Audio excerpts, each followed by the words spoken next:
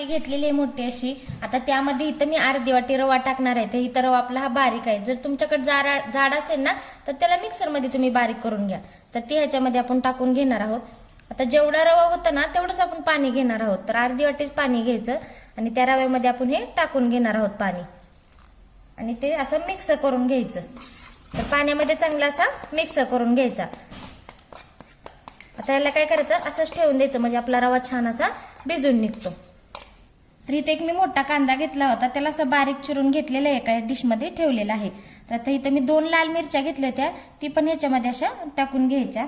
इथं अर्धा चमचा गरम मसाला घेतलेला आहे, तो पण ह्याच्यामध्ये टाकून घ्यायचा। इथं अर्धा चमचा धना पावडर घेतलेली आहे, तो पण ह्याच्यामध्ये टाकून घ्यायची। आणि अर्धा चमचा हळद घ्यायची, ती पण ह्याच्यामध्ये आपण टाकून घेणार आहोत।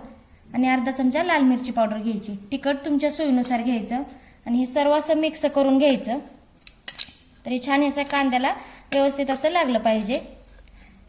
तर हे छान आता वेगजीव असं करून घ्यायचं, आणि ह्याच्यामध्ये लगेच मीठ नाही टाकायचं। तर छान मिक्स करून घ्यायचं आहे। तर इथे बघू शकता, तर इथं आपला रवा छान असा फुललेला आहे। आता पाणी पण सगळं व्यवस्थित असं आटलेलं आहे। आता ह्याच्यामध्ये इथं मी 1 वाटी गव्हाचं पीठ घेतलेलं आहे, त्याला स्वच्छ असं चाळून घेतलेलं आहे, ते ह्याच्यामध्ये आपण टाकून घेणार आहोत। आणि त्याच्यामध्ये थोडंसं पाणी ओतून घ्यायचं, आणि पाणी ओतल्यानंतर हे चांगलं असं मिक्स करून घ्यायचं। रवा आणि गव्हाचं पीठ छान असं मिक्स करून घ्यायचं। तर ह्याच्यामध्ये एकदम पाणी ओतायचं नाही, लागेल तसंच आपण ह्याच्यामध्ये पाणी ओतणार आहोत। तर गव्हाच्या पिठापासून आणि रव्यापासून मस्त असं चटपटीत नाश्ता होणार आहे ना, खायला पण एकदम मस्त लागणार आहे आणि नवीन पद्धतीचा बनणार आहे। तर तुम्हाला जर माझी रेसिपी आवडली ना तर कमेंटमध्ये मला नक्की सांगा। तर इथे बघा, आता अशा पद्धतीने आपण हे मिश्रण तयार करून घेतलेलं आहे। जास्त पाणी पण ओतलेलं नाही आणि मध्यम असं पाणी ओतून हे मिश्रण तयार केलेलं आहे। तर बघा, इथं जास्त पातळ पण नाही आणि घट्ट पण नाही, अशा पद्धतीचे मिश्रण तयार करून घ्यायचं। आता ह्याच्यामध्ये आपण मसाले टाकून घेणार आहोत। तर इथं थोडीशी अशी हळद टाकायची, अर्धा चमचा लाल मिरची पावडर टाकून घ्यायची, अद्रक लसूण पेस्ट ही अर्धा चमचाच टाकून घ्यायची। तर ह्याच्यामध्ये भाज्या टाकून घ्यायच्या। तर इथं मी 1 कांदा चिरला होता बारीक असा, तो ह्याच्यामध्ये टाकून घ्यायचा। तर इथं मी अर्ध टोमॅटो घेतलं होतं चिरून, ते पण ह्याच्यामध्ये टाकून घ्यायचं। इथं अर्ध शिमला मिरची घेतली होती, ती ह्याच्यामध्ये आपण टाकून घेणार आहोत। अर्ध गाजर घेतलं होतं, ते पण ह्याच्यामध्ये टाकायचं। आणि 2 हिरव्या मिरच्या घेतल्या होत्या, ती पण ह्याच्यामध्ये चिरून टाकून घ्यायच्या। आणि भरपूर अशी कोथिंबीर टाकायची। आणि कोथिंबीर टाकल्यानंतर ह्याच्यामध्ये मीठ टाकून घ्यायचं, चवीनुसार मीठ टाकायचं। आता इथं आपण सर्व अशा भाज्या टाकून घेतलेल्या आहेत। आता हे सर्व असं मिक्स करून घ्यायचं। तर इथं चांगलं असं मिक्स करायचं।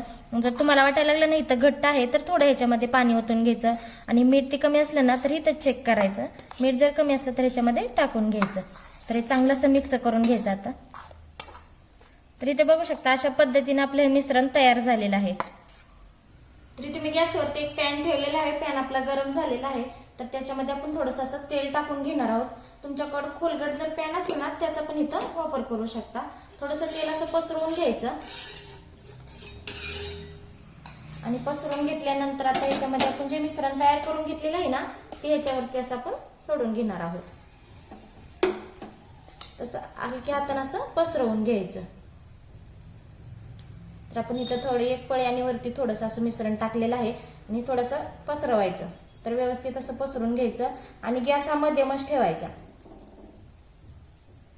आणि ते पसरवल्यानंतर आपण जो हा मसाला केलता ना तयार, याच्यामध्ये आपण मीठ टाकून घेणार आहोत। तर थोडंसं आपण इथं मीठ टाकून घ्यायचं।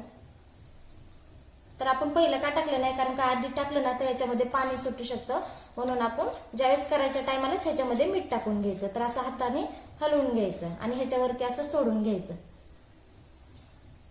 तर व्यवस्थित असं हे मसाला याच्यामध्ये सोडायचा, आणि सोडल्यानंतर असं उलटच्या साईडने हलक्या हाताने असं दाबून घ्यायचा,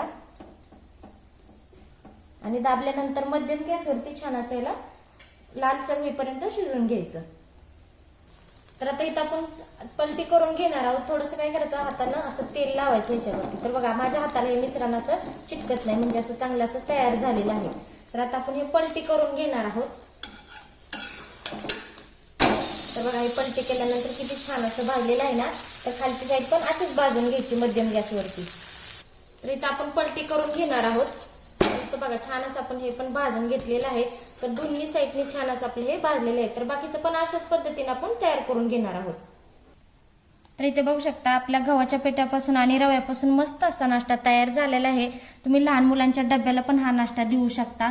तरी तुम्ही शेजवानी चटणी बरोबर तुम्ही खाऊ शकता. तर इथे मी तुम्हाला एक तोडून दाखवते. तर तुम्हाला माझा नाश्ता कसा वाटला ते कमेंटमध्ये मला नक्की सांगा. तर बघा मस्त असा नाश्ता झालेला आहे. तर चला तर मग पुढच्या रेसिपीमध्ये भेटूया. धन्यवाद.